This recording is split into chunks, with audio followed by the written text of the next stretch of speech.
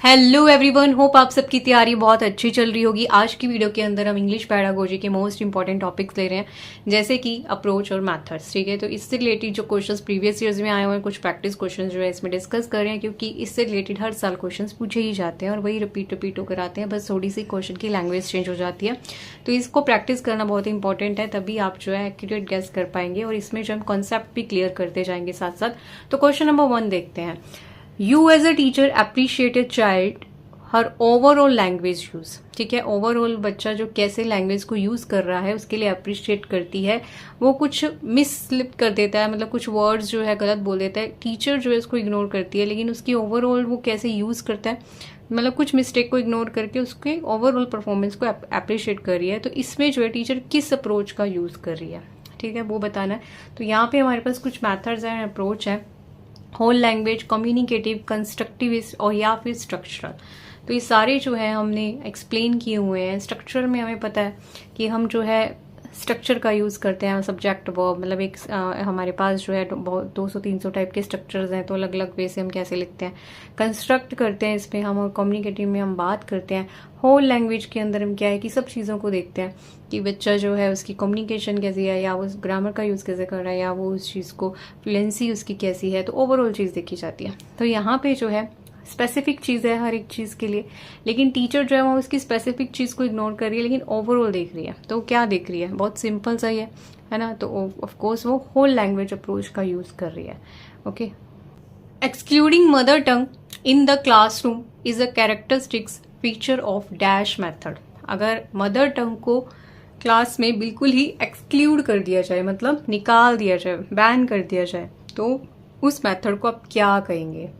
ठीक है, तो इनमें से आपको बताना है, नेचुरल कहेंगे, बाइलिंगुअल कहेंगे, ऑडियोलिंगुअल कहेंगे, या डायरेक्ट मेथड कहेंगे। तो आप गेस कीजिए, नहीं तो हमारे पास हमने यहाँ पे बहुत एक्सप्लेन भी किया हुआ है अलग अलग जगह पे। देखो, बाइलिंगुअल में तो हमें साफ ही पता है जिसमें हिंदी और इंग्लिश दोनों का यूज़ हो रहा है। ठीक है, तो मतलब दो लैंग्वेज का यूज़ हो रहा है, तो मतलब मदर टंग का भी यूज़ हो रहा है, तो इसमें तो एक्सक्लूड हो ही नहीं रही, तो ये तो हमारे यहीं कट हो जाता है। ठीक है, ऑडियोलिंगुअल के अंदर भी हम मदर टंग का यूज़ नहीं करते हैं, लेकिन इन दोनों के अंदर नहीं किया जाता, राइट। तो अब आंसर क्या होगा। देखो, जब हम ऑडियो लिंगुअल मेथड पढ़ते हैं ना, तो उसमें हम इसका मतलब बात ही नहीं करते हैं कि हमें L1 का यूज़ नहीं करना या L2 का यूज़ नहीं करना, मतलब उसमें डायरेक्टली हम नहीं कहते। लेकिन जब हम डायरेक्ट मेथड को पढ़ते हैं ना, तो उसमें डायरेक्टली हम एग्जैक्ट वर्ड्स में ही लिखा होता है कि भाई मदर टंग बैन है। ठीक है, जब आप डायरेक्ट मेथड यूज़ कर रहे हो तो नो मदर टंग। ठीक है, तो उसमें स्पेशली एम्फेसाइज किया जाता है इस मेथड के अंदर, तो इसलिए इसका आंसर क्या होगा, ऑप्शन नंबर 4 होगा। A language teacher brings everyday objects such as newspaper, cards और train tickets to teach the students of the 5th class. What is she doing to make learning happen. अगर एक जो subject teacher है वो क्या कर रही है, कभी न्यूज़पेपर ला रही है, कभी लेके कार्ड्स ला रही है, मतलब रियल लाइफ चीज़ें लेकर आ रही है वो। ठीक है, तो क्या करना चाह रही है, she is using authentic material to make her teaching more realistic and useful. She trying to help her student to learn multiple languages.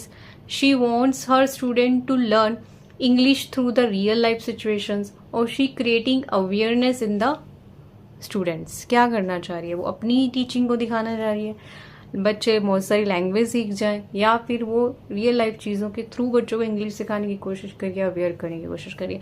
तो आपने गैस कर ही लिया होगा, बहुत ईजी सा क्वेश्चन है। इसका आंसर होगा ऑप्शन नंबर सी। ठीक है, वो रियल लाइफ चीज़ों से बच्चों को इंग्लिश सिखाने की कोशिश करिए। और सीटेट जो है वो रियल लाइफ सिचुएशंस के ऊपर बहुत फोकस करता है, तो जब भी आपको ऐसा देखे तो बहुत ज़्यादा टाइम स्पेंड नहीं करना, सीधा क्लिक कर देना है बस पढ़ते, ये अगर आपको वर्ड दिख जाता है। तो ये क्वेश्चन बहुत इंपॉर्टेंट है, जुलाई 2024 में ही पूछा गया है। तो इसमें जो है आपको मिक्स मैच करना है ए कॉलम को बी कॉलम के साथ। तो हमारे पास ए कॉलम में जो है मेथड्स दिए हैं और इसमें जो है बी में उनकी एक्सप्लेनेशन दी है। तो सबसे पहले है कम्युनिकेटिव लैंग्वेज टीचिंग, CLT जो है उसका यूज़ कैसे होता है, और direct method, grammar translation method, और जो जो न्यू मेथड है। तो ये सारे मेथड जो है एक बार हम देख भी लेते हैं, और नीचे जो है हमें इसको मिक्स मैच करना है। अगर आप देख सकते हैं आपको क्लिक हो रहा है, तो आप पहले ही आंसर को गेस कीजिए कि क्या किसके साथ मैच कर रहा है। तो एक बार हम गो थ्रू कर लेते हैं इन सारे चारों मेथड्स पे, तो आपको और भी इजी हो जाएगा। पहले आप गेस कीजिए, फिर आप मैच करना कि आफ्टर गेसिंग मतलब क्या राइट आंसर था। आप नीचे का कॉलम भी पढ़िए and try to mix it match with column A. तो जो डायरेक्ट मेथड है वो लैंग्वेज, टारगेट लैंग्वेज यूज होती है, नो ट्रांसलेशन, फोकस ऑर्डर होता है, और ग्रामर जो है वो कैसी होती है, इंडक्टिव होती है। ठीक है, यहाँ पे इंडक्टिव का मतलब पहले हम एग्जाम्पल समझाते हैं फिर रूल की ओर जाते हैं। ठीक है, और इसमें रियल लाइफ ऑब्जेक्ट जो है जिसे रेलिया बोलते हैं उसका यूज किया जाता है, पिक्चर, एक्शंस। ठीक है, तो आप नीचे देख सकते हैं इसके अंदर हम जो है नो मदर टंग और इंडक्टिव ग्रामर का यूज करते हैं। ठीक है, ओरल प्रैक्टिस यूज होती है और चारों जो स्किल्स हैं उनका यूज किया जाता है। तो कुछ कॉमन बातें डायरेक्ट मेथड में जो आपको याद रखती, क्योंकि इससे 2 क्वेश्चन तो अभी तक हम पढ़ ही चुके हैं, तो आगे भी आप इसमें देखेंगे डायरेक्ट मेथड से बहुत सारे क्वेश्चन आते हैं। फिर ग्रामर ट्रांसलेशन मेथड के अंदर हम जो है इन पॉइंट्स का यूज करते हैं। सबसे पहले तो हम इसके अंदर ट्रांसलेशन का यूज तो करते ही हैं।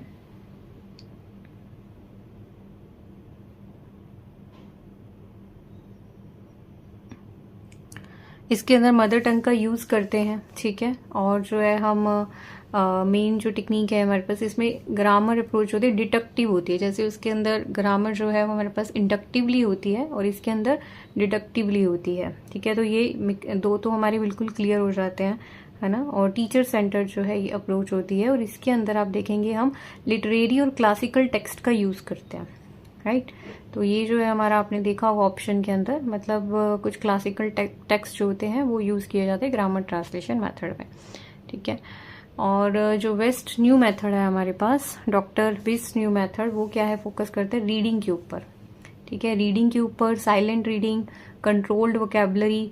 ठीक है, इन पर जो होता है फोकस होता है, ग्रामर के ऊपर मेन फोकस नहीं होता।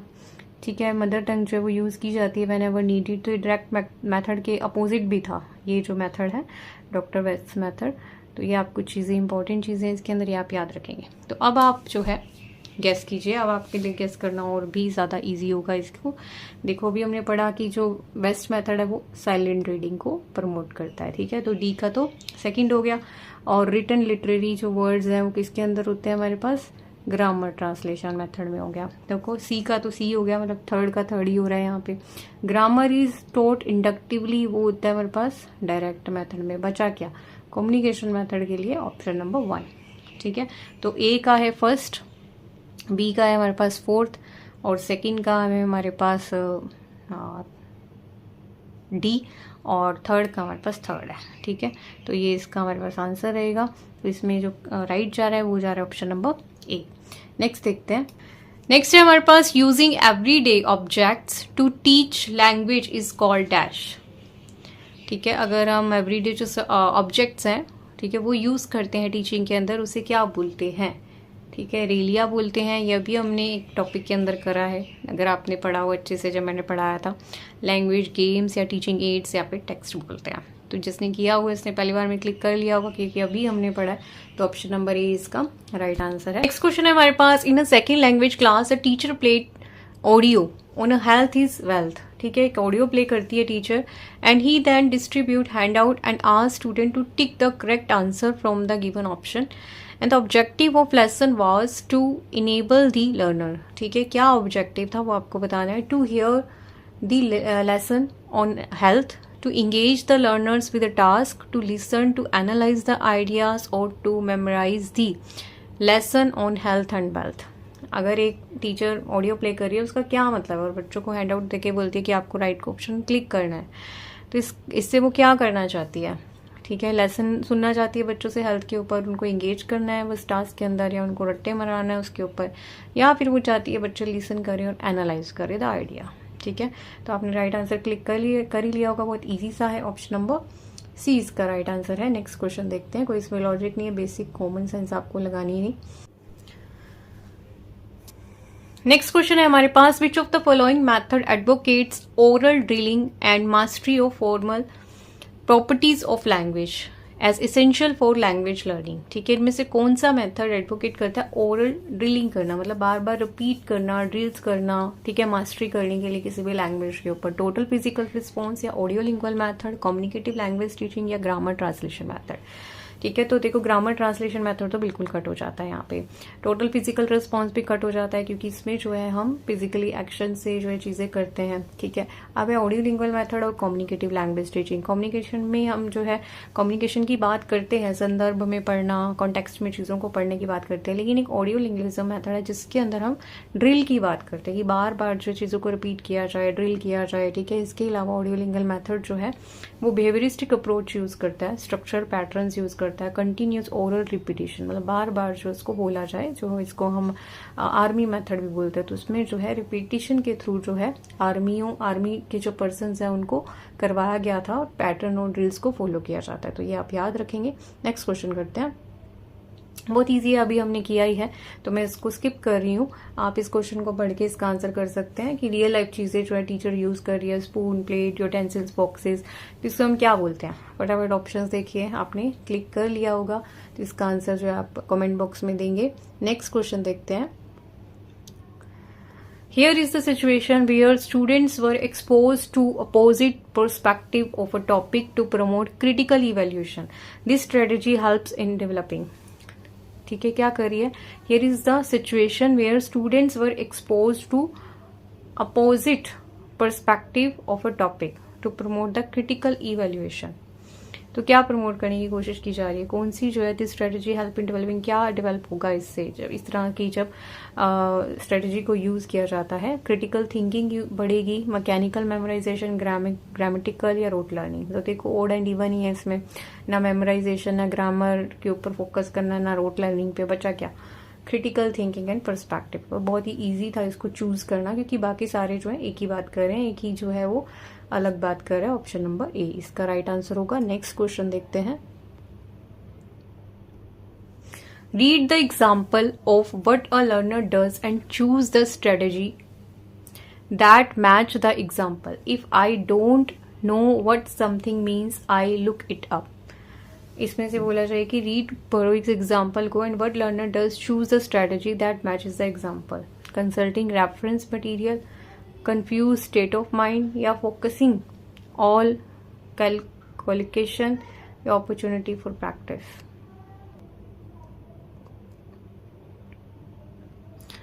नेक्स्ट क्वेश्चन देखते हैं, बहुत इजी सा क्वेश्चन है। Read the example of what a learner does and choose the strategy that matches the example. आपको जो है चारों लाइनें पढ़नी है और पढ़ के बताना है कि लर्नर क्या करना चाहता है, ठीक है। सॉरी एक ये लाइन पढ़नी है। If I don't know what something means I look it up. अगर मुझे कुछ चीज़ का नहीं पता होगा तो फिर मैं देखता हूँ।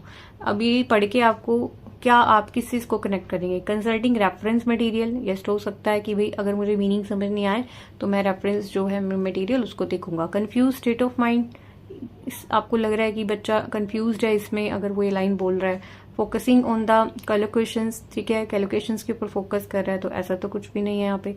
यूजिंग अपॉर्चुनिटी फॉर प्रैक्टिस, तो वो भी नहीं है। तो ये क्या ऑप्शन नंबर ए ही है कि भाई वो रेफरेंस को फाइंड आउट करने की कोशिश कर रहा है। तो इसका आंसर भी क्या ऑप्शन नंबर ए ही है। नेक्स्ट क्वेश्चन देखते हैं।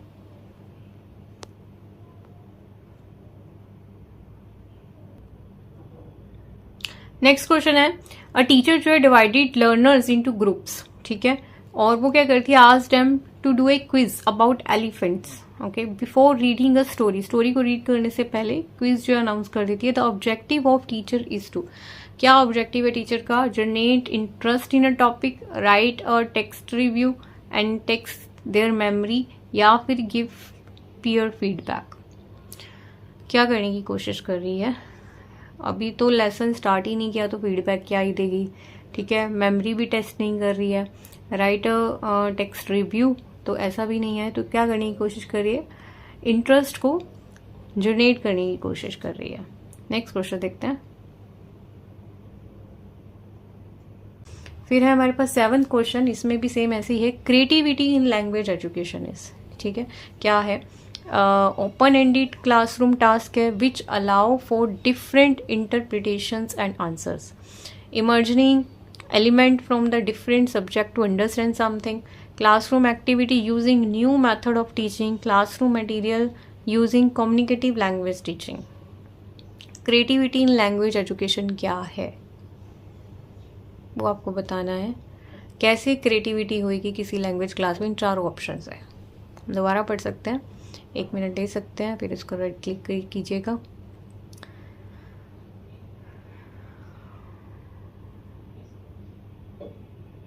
देखो डी ऑप्शन, मटेरियल यूज़ करने से क्या होएगा, क्लासरूम एक्टिविटी, यस उससे कुछ जो है न्यू मेथड आप यूज़ करते हो। फिर जो है हमारे पास merging element from a different subject to understand something, and a जो है ओपन एंडिंग क्लासरूम टास्क। तो it is the most important, क्योंकि जब आप ओपन एंडिंग क्वेश्चंस अगर या फिर कुछ डिस्कशंस रखते हो जिसमें बहुत सारे आंसर्स या इंटरप्रिटेशंस हो सकती हैं, तो उसमें बच्चा जो है उसके पास एक ओपन और वाइड जो है एक आइडिया क्रिएट करने का मौका होता है। तो बाकी सारे भी ठीक है, लेकिन सबसे अगर देखा जाए बेस्ट कौन सा है तो ऑप्शन नंबर ए इसमें बेस्ट होगा। तो इसमें जो है आपको खुद ही सोचना है, ठीक है। इसमें कोई हमारे पास स्टडी मटेरियल नहीं है, ऐसे क्वेश्चंस में आपको खुद ही अपनी कॉमन सेंस लगा के सोचना है कि किस में हमारी क्रिएटिविटी ज़्यादा बढ़ सकती है। नेक्स्ट क्वेश्चन देखते हैं। नेक्स्ट क्वेश्चन है, teacher at the secondary stage gives it text short story and ask them to read and discuss the meaning or idea of the text from the point of view of power and justice। ठीक है, क्या कर रही है, secondary stage के जो बच्चे हैं उनको एक टेक्स्ट और स्टोरी दे देती है और रीड करने को बोलती है और डिस्कस करने को बोलती है मेन आइडिया किस पॉइंट पे, पावर और जस्टिस के ऊपर। What does the teacher attempt to develop in the learner, वो क्या कोशिश कर रही है बच्चे के अंदर डेवलप करने के लिए। हाई ऑर्डर लैंग्वेज स्किल्स, ठीक है, या क्रिटिकल लिटरेसी स्किल्स, या क्रिटिकल पैडागोजी, या लैंग्वेज डेवलपमेंट। तो इसके अंदर हम देखें तो वो यहाँ पे कोई लैंग्वेज नहीं ले रही है, वो क्या ले रही है, पावर और जस्टिस के ऊपर एक टॉपिक ले रही है। ओके, तो जो कि हमारी किसको, जो हमारा जो लिटरेचर है उसकी स्किल्स को बढ़ाने की कोशिश कर रही है, उसके ऊपर जो स्टोरीज़ हैं या टास्क हैं, ठीक है, टेक्स्ट है, शॉर्ट्स हैं। तो इससे जो है क्रिटिकल जो हमारी लिटरेसी जो स्किल्स है उसको इम्प्रूव करने की कोशिश की जा रही है। तो ऑप्शन नंबर बी इसका राइट आंसर होगा। नेक्स्ट क्वेश्चन है हमारे पास, a method of teaching in which a teacher and 4 student form a collaborative learning group with different roles, dialogues occur on the content of the text passage which create a zone of proximal development in dash.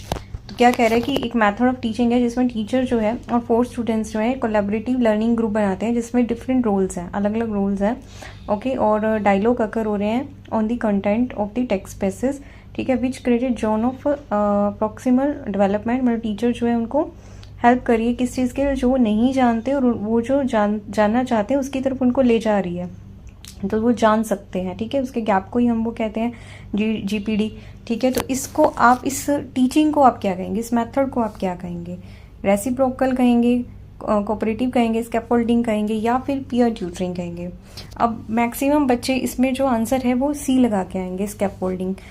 लेकिन scaffolding गलत answer है। क्यों? क्योंकि जो ये steps है ना वो रेसिप्रोकल टीचिंग के हैं, ठीक है। रेसिप्रोकल टीचिंग है वो क्या कहती है कि पहले जो है आप एक मेन आइडिया जो है बच्चे को दे रहे हैं, फिर जो है हम क्वेश्चन आस्क कर रहे हैं, फिर जो है हम उसके डाउट्स क्लियर कर रहे हैं, फिर नेक्स्ट चीज़ है, ठीक है। और ये चीज़ें हैं जोन ऑफ प्रॉक्सिमल डिस्टेंस जो है इसका बेस है। ओके, तो ये इस तरह की टीचिंग को रेसिप्रोकल टीचिंग कहते हैं। जोन ऑफ जो उसका फोल्डिंग है उसका मतलब होता है कि जो एक नॉलेजेबल पर्सन है वो बस एक हेल्प कर रहा है। अगर वो एक सीधी लाइन होती कि भाई एक पर्सन है वो उसको थोड़ा सा बता रहा है, हेल्प कर रहा है, तो फिर इस प्रोसेस को आप क्या कहोगे, उसको हम स्कैफोल्डिंग कहेंगे। लेकिन यहाँ पे प्रॉपर हमें बताया जा रहा है कि भाई एक स्टेप लिया जा रहा है जिसमें 4 स्टूडेंट्स हैं और उन्होंने ग्रुप बनाया है और डिफरेंट रोल डिसाइड हुए हैं, और फिर जो डायलॉग अकर हो रहे हैं वो टेक्स्ट पैसेज से हो रहे हैं, ठीक है। और मतलब जो है पूरा उसको क्रिएट किया जा रहा है। तो इस पर जो है स्टेप बाय स्टेप जो है ये सारे प्रोसेस फॉलो हो रहा है, इसलिए इसका आंसर क्या होगा, ऑप्शन नंबर ए होगा। नेक्स्ट क्वेश्चन देखते हैं, हमारे पास बहुत ईजी है। Which of the following process involve for learning to write well in a language. तो ये जो क्वेश्चन है बहुत बार जो है सीटेट के अंदर रिपीट हुआ है। तो आपको ब्रेन स्टॉर्मिंग के स्टेप्स पता होने चाहिए कि ब्रेन स्टॉर्मिंग का क्या प्रोसेस होता है। जब भी ब्रेन स्टॉर्मिंग टेक्निक यूज़ की जा रही है तो उसमें कौन कौन से जो स्टेप्स हैं वो यूज़ होते हैं, वो आपको याद रखने हैं। तो अगर आपको आते हैं तो आपने गैस कर लिया होगा कि कौन सा स्टेप पहले आता है, कौन सा स्टेप बाद में आता है। और जिनको नहीं आता उनके लिए मैं एक बार एक स्लाइड दिखा देती हूँ जिसमें हमारे पास जो है सारे स्टेप्स हैं। तो ये आप देख सकते हैं, इसमें जो है हमारे ऊपर से नीचे सारे जो है स्टेप्स हैं। एंड आउटलेट ड्राफ्टिंग, ठीक है, और सबसे पहले जोटिंग डाउन द पॉइंट, फिर है मेकिंग एन आउटलाइन, फिर है हमारे पास writing the drafting, ending and finalising. तो यहाँ पे देखा जाए किसी भी ऑप्शन में जो है हमारे पास स्टेप जो गलत हो जाते हैं। पहले ब्रेनस्टॉर्मिंग है, फिर मेकिंग, यहाँ पे जो है यहीं से थर्ड नंबर से ही जो है गलत हो जाते हैं, कोई सेकंड से गलत हो रहा है। तो ये 3 भी आप सही प्रोसेस याद रख लेंगे तो आप इजी से क्लिक कर पाएंगे। तो ऑप्शन नंबर यहाँ पे हमारे पास डायरेक्ट है, अगर आपको ये प्रोसेस पता है तो आपने क्लिक किया होगा सही, ए इसका राइट आंसर है। नेक्स्ट क्वेश्चन देखते हैं। क्वेश्चन हमारे पास, which of the following methods advocates oral drilling and mastery of formal properties of language as essential for language learning. ठीक है, इनमें से कौन सा जो है ड्रिलिंग के बारे में बताता है। तो आपने गेस कर लिया होगा अगर आपने जो है इन मेथड्स को बहुत अच्छे से किया हुआ है। तो इसमें जो है अगर आप चाहते हो कि मैं इसकी एक सेपरेट वीडियो बना दूं जिसमें सारे मेथड्स एक्सप्लेन किए जाएं, तो आप कमेंट बॉक्स में लिखना, तो मैं बना दूंगी। तो सबसे पहले हमारे पास है टोटल फिजिकल रिस्पॉन्स। ठीक है, इसमें हमने समझा था कि इसमें एक्शंस के थ्रू बच्चा करता है। और जो हमारे पास ऑडियो लिंग्विज्म है, इसमें बच्चा जो है क्या कहते हैं, बहुत सारे उस तरीके से प्रैक्टिस करता है। प्रैक्टिस पे बहुत ज़्यादा फोकस की जाती है, यानी कि ड्रिलिंग के ऊपर बहुत ज़्यादा फोकस की जाती है। ठीक है, कम्युनिकेशन के अंदर जो है हम स्पीकिंग प्रैक्टिस करते हैं और ग्रामर ट्रांसलेशन मेथड तो हम बहुत बार कर चुके हैं। तो इसमें पता है हमें आंसर आपने गैस कर ही लिया होगा। जो ऑडियो लिंग्वल मेथड है वो ही जो है किस पे फोकस करते हैं कि जितनी प्रैक्टिस की जाए, जितनी रिपीटिशन की जाए, रिपीट, ड्रिल, प्रैक्टिस, ये तीनों वर्ड अगर आपको दिख जाए तो, और ऑप्शन में अगर ऑडियो लिंग्वल मेथड हो तो उसी पे आपको क्लिक करना है। ये इसका आपको एक ट्रिक याद रखनी है। ठीक है, रिपीटिशन, रिपीट जहाँ पे हो रहा है बार बार बार बार उस पर मास्टरी कर लेना, वो ऑडियो लिंग्विज्म है। नेक्स्ट क्वेश्चन जो है बहुत ईजी है, आप हमें अपने अभी किया है तो इसका आंसर आप ही कमेंट बॉक्स में लिखेंगे। टीचर जो है क्लास 4th की वो ब्रॉड करती है item like a spoon, plate, utensils, ठीक है, box and pen at her classroom to teach vocabulary from their writing a description of objects in kitchen. Which are these objects known as in a language teaching? ठीक है, real life task बोलेंगे या फिर teaching material या फिर रेलिया बोलेंगे या फिर इसको कुकिंग आइटम्स बोलेंगे। तो इसका आंसर आप दें। Here is a situation where students were exposed to opposite perspective of a topic to promote critical evaluation. The strategy helps in developing dash. क्या बोला गया, here is a situation when the student were exposed to opposite perspective of a topic, ताकि उसकी critical evaluation हो सके। तो options में हमें critical thinking and perspective tasking देनी चाहिए, ये स्ट्रेटजी यूज़ करनी चाहिए, मैकेनिकल मेमोराइजेशन या फिर ग्रामेटिकल ड्रिल मास्टरी या फिर रोट लर्निंग।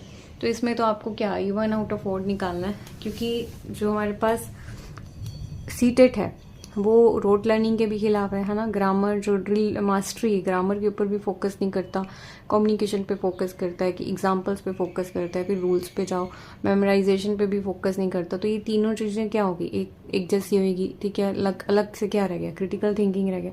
तो ऐसे क्वेश्चन में तो आपको क्विकली आंसर जो है क्लिक कर देना है। नेक्स्ट क्वेश्चन देखते हैं। नेक्स्ट क्वेश्चन भी ईजी है। Read the example of what a learner does and choose the strategy that match the examples. इसमें से आप पहले एग्जाम्पल रीड आउट करो, फिर आपको वो स्ट्रेटेजी बतानी है क्या स्ट्रेटेजी यूज की गई है। अगस्त 2023 में पूछा गया।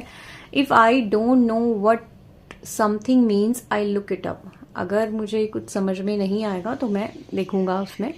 तो अभी किससे चीज़ जो है इस रिलेट कर रही है, ऑप्शन हम पढ़ते हैं। कंसल्टिंग रेफरेंस मटीरियल, कि अगर मुझे कुछ समझ नहीं आया तो मैं रेफरेंस मटीरियल के अंदर देखूंगा। कंफ्यूज स्टेट ऑफ माइंड बता रहा है उसका। फोकस ऑन द कैलकुलेशंस के ऊपर फोकस कर रहे हैं। यूजिंग अपॉर्चुनिटीज फॉर प्रैक्टिस, ठीक है, या फिर वो अपॉर्चुनिटीज यूज कर रहे हैं प्रैक्टिस के लिए। तो हम देख सकते हैं तो यहाँ तो ऐसा तो कुछ है नहीं, ना ही यहाँ पे कॉलोकेशंस यूज कर रहा है वो, तो ना ही वो यहाँ पे कंफ्यूज है। वो क्लियर है कि अगर मैं कुछ लेके मुझे नहीं समझ में आया तो मैं देखूंगा या देख लूंगा या जो चीज़ है वो पढ़ लूंगा। तो वो क्या है, कंसल्ट करने की बात कर रहे हैं कोई रेफरेंस मटेरियल को। तो ऑप्शन नंबर ए इसका राइट आंसर होगा। नेक्स्ट क्वेश्चन देखते हैं। A teacher divided learners into groups and asked them to do a quiz about the elephant before reading a story about them. The objective of the teacher is to, क्या कर रही है, पहले ही group divide कर रही है और quiz करने को कह रही है एलिफेंट पे। अभी जो है उसे स्टार्ट नहीं किया चैप्टर, तो वो क्यों कर रही है ऐसा। Generate interest topic, write a text review, test their memory और गिव पीयर फीडबैक। ठीक है, तो किस लिए कर रही है, देखो टेस्ट देयर मेमोरी तो कट ही हो जाता है। ठीक है, तो ये क्योंकि इन चीज़ों के खिलाफ है सीटेट। ठीक है। राइट ए टेक्स्ट रिव्यू, तो वो भी अभी तो वो कुछ ऐसा असेसमेंट नहीं है या कुछ भी नहीं है। गिव अ क्लियर फीडबैक, अभी तो चैप्टर स्टार्ट ही नहीं हुआ, तो वो क्या करना चाह रही है, वो टॉपिक के अंदर इंटरेस्ट जनरेट करने की कोशिश कर रही है। तो ऑप्शन नंबर ए इसका राइट आंसर होगा। नेक्स्ट क्वेश्चन हमारे पास, इन ए लैंग्वेज क्लासरूम, ठीक है, जो स्टूडेंट्स है वो डिस्टर्ब कर रहे हैं क्लास को, to handle this disturbative student the teacher should, उसे क्या करना चाहिए इसके अंदर, first talk to the children to offer the remediation, depend on the parents to offer remediation, report the behaviour to the students to school authority, या address the diligent students. जो sincere students हैं सिर्फ उनको address कर देना, बाकी जो है उनकी कंप्लेंट कर देना, ठीक है। डिपेंड करता है टीचर पेरेंट्स के ऊपर कि वो टीचर क्या रेमेडी ऑफर करेगी, या फिर बच्चों से पहले बात करना, उनको बताना कि भाई शोर नहीं करना है, या तुम इस तरीके से कर सकते हो, डिस्कशन करनी है तो ऐसे कर सकते हो। तो क्या आपको एक कॉमन आंसर लगता है इसके अंदर, सही आंसर लगता है इन चारों में से, जिसमें बच्चा जो है इनकरेज होगा, डिस्करेज नहीं होगा? Of course option number A is the right answer. बहुत सिंपल सा है, ठीक है। हमें जो है पॉजिटिव आंसर जो है क्लिक करना है। To assess whether the student have understood how to use the narrative skill, a teacher should ask student to. Narrative देखो जहाँ वर्ड आ जाता है ना, वहाँ पे हम स्टोरीज की बात करते हैं, ठीक है, ऐसे लेटर इन चीज़ों की बात करते हैं। मेन जो है इसमें स्टोरी की बात की जाती है, ठीक है। तो इसमें जो टीचर है वो क्या समझना चाहती है, share an incident when they are surprised, अगर उनके नरेटिव के यूज़ को देखना चाहती है तो टीचर को क्या पूछना चाहिए, ठीक है। Correct their mistakes in use of describing words, या list describing adjective from a text, या फिर write down the spelling rules. तो हमें जो है हमारे क्वेश्चन में ही आंसर मिल रहा है, क्योंकि जैसे बताया कि नरेटिव स्किल्स यहाँ पे आ जाती है। तो नरेट क्या करना है, मतलब स्टोरी को नरेट करना, या अपनी बात को नरेट करना, या किसी इंसिडेंट या इवेंट को नरेट करना। तो ऑप्शन नंबर ए इसका राइट आंसर होगा। नेक्स्ट क्वेश्चन देखते हैं। Which approach is grammar encourage the believe that learning language is a matter of learning rules, ठीक है। इसमें से कौन सी अप्रोच कहती है कि language is a matter of learning rules, पहले रूल्स सीखो। कम्युनिकेटिव अप्रोच, यही काटा मार देते हैं, नहीं, क्योंकि कम्युनिकेटिव अप्रोच ग्रामर पे फोकस करती नहीं है। इंडक्टिव अप्रोच क्या कहती है, पहले एग्जांपल सीखो फिर रूल्स पे जाओ, ठीक है। इसका डायरेक्ट नहीं है लेना देना। ग्रामर ट्रांसलेशन मेथड ग्रामर पे फोकस करता है, लेकिन ऐसा नहीं है कि सिर्फ वही मैटर करता है सबसे ज़्यादा जब आप स्पीकिंग करते हो, बहुत सारी और चीज़ों पे भी एम्फेसाइज होता है। लेकिन जो डिडक्टिव मेथड है वही एक मेथड है जो क्या कहता है कि भाई language is a matter of a language rules, पहले रूल्स आएंगे वो सीखो, फिर बात करना एग्जाम्पल्स की, फिर बात करना किसी और चीज़ की। तो डिडक्टिव मेथड जो है वो, इंडक्टिव हमारा अपोजिट होता है, कहता है कि पहले क्या होने चाहिए, एग्जाम्पल्स होने चाहिए, फिर रूल्स पे आओ आप, फिर उसको सीखो। ऑप्शन नंबर डी राइट होगा। नेक्स्ट देखते हैं। Which among these is a primary responsibility of language teacher, इनमें से कौन सी लैंग्वेज टीचर की प्राइमरी रिस्पॉन्सिबिलिटी होनी चाहिए? बहुत ईजी क्वेश्चन है, इसका आंसर आप कमेंट बॉक्स में लिखेंगे। Grouping learners into different classes, selecting suitable content for teaching, instructing the learners, और identifying the learners communicative needs, ठीक है। तो ये आप कमेंट बॉक्स में आंसर करिएगा। नेक्स्ट क्वेश्चन देखते हैं, आज का लास्ट क्वेश्चन। बाकी जो है 20-30 क्वेश्चंस और हैं वो हम जो है नेक्स्ट सेशन के अंदर करेंगे। तो ये क्वेश्चन कहता है कि a way to teach reading that emphasize understanding the meaning of a word from the context in which they appear is, ठीक है। Way of teach reading that emphasize meaning of word from the context, संदर्भ में बात की जा रही है और उसमें मीनिंग ऑफ द वर्ड जो है उस पर मतलब निकाला जा रहा है। तो कौन सी अप्रोच के ऊपर जो है फोकस किया जा रहा है, whole language approach, bottom up approach, structure approach, या फिर कम्युनिकेटिव अप्रोच? तो देखा जाए, देखो कम्युनिकेशन में तो हम कम्युनिकेशन की बात करते हैं ना, मतलब उसमें हम रीड आउट नहीं कर रहे हैं या फिर मतलब कुछ चीज़ मीनिंग की बात नहीं कर रहे हैं, हमें जो है फ्लुएंसी पे फोकस करना है कि हमारी वो चीज़ एक्यूरेसी पे की बात नहीं करते हैं। स्ट्रक्चर में हम स्ट्रक्चर की बात करते हैं, मतलब पूरा ग्रामर की बात करते हैं, ठीक है। बॉटम अप अप्रोच नहीं है, बॉटम अप अप्रोच ही डिफरेंट है, वो चीज़ top down bottom approach is different. तो यहाँ पे क्या है, होल लैंग्वेज जो अप्रोच है वो यूज़ हो रही है जब हम एम्फेसाइज करते हैं understanding the meaning of words from the context, ठीक है। और होल लैंग्वेज अप्रोच हमने पहले भी देखा था कि इसमें हम बात करते हैं कि जब हम हो ओवरऑल कैसे बच्चा यूज़ कर रहा है, मीनिंग निकाल रहा है, बहुत सारी चीज़ें देखी जाती है, ना जस्ट ओनली वन एरिया की ग्रामर रूल्स देख रहे हैं या स्ट्रक्चर देख रहे हैं। ठीक है, तो ऑप्शन नंबर ए इसका राइट आंसर होगा। इसी के साथ ये सेशन हमारा कंप्लीट होता है। नेक्स्ट जो है हम नेक्स्ट में करेंगे। So best of luck for your exam. Thank you so much for watching. Stay blessed, stay happy.